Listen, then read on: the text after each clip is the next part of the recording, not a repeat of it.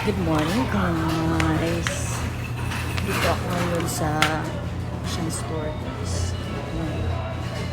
Daming pagkain. Bili tayo ng pagkain. Pagising lang namin mga 10:55 kung anong kakainin ko ngayon. Tapos si Jowa. Hindi gusto ni Jowa ng mga mga fried na pagkain. Kaya magtanong ako kung ano gusto niya dito. Mag-send ako ng picture. Masarap ito, atay. Ito yung paborito ko, atay ng baboy. Pero mahal siya, 1/3. Daming pagkain ko na nyo.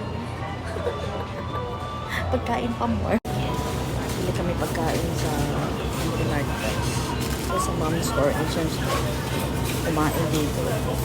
Ganito. Yan.